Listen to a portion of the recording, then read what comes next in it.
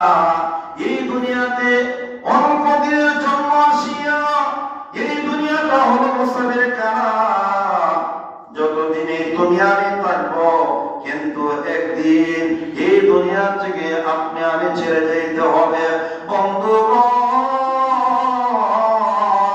যেই দিন এই দুনিয়াতে আপনি আমি চলে যাইব, সেই দিন আপনি আমাদের হিসাব আল্লাহ পাক নিবে হাসরের ময়দান। ঠিক কিনা বলুন? মিজানের ঘাটে আপনি আমি হিসাব দিতে হবে।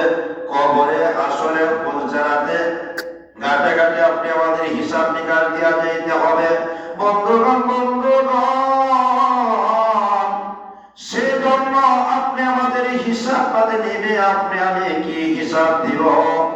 একবার কি সেই সম্পর্কে আপনি আমি ভাবে কিনা বলুন? আব্বুজিরানি, আল্লাহ পাক কি বলেছেন? হে মুমিনগণ, আল্লাহ আপনাদিগকে গ্রহণ করুন, যে হিসাব নিকাশের দিনে ধন দৌলত পুত্র পরিজন কোনো উপকার আসবে না।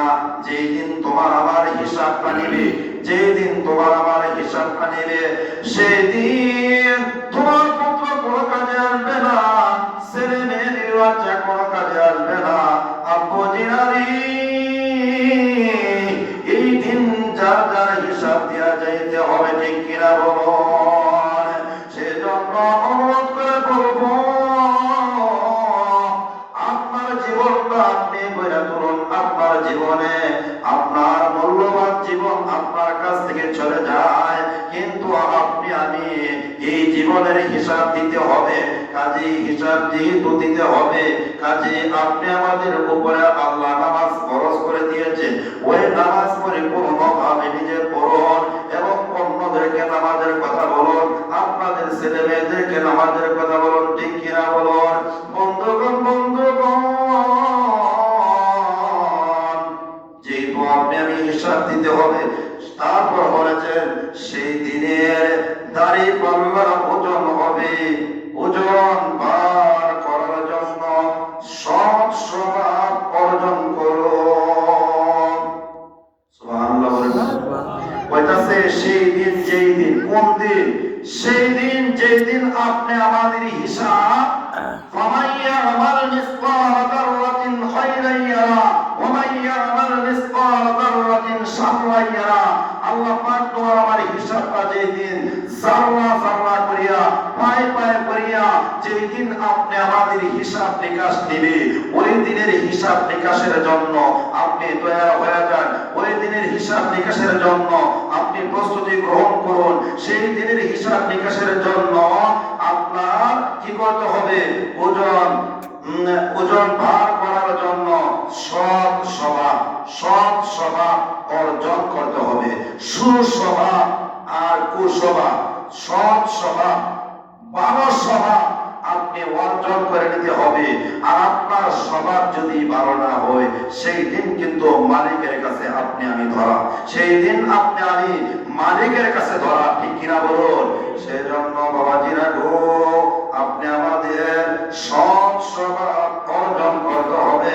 আসুন বাবাজিরা, হুজুর আকরাম সাল্লাল্লাহু তাআলা আলাইহি ওয়াসাল্লাম বলেন, লজ্জা ঈমানের অংশ। লজ্জা কি? আল হায়াউ শুবাতুল ঈমান।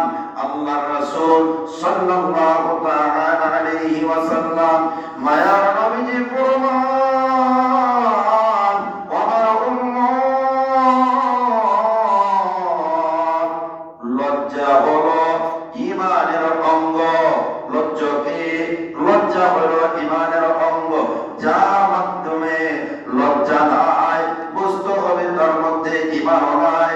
যার মাধ্যমে লজ্জা আছে, বুঝতে হবে তার মধ্যে ঈমান আছে। আল হায়াউ শুবাতুল ঈমান। সুবহানাল্লাহ বলেন।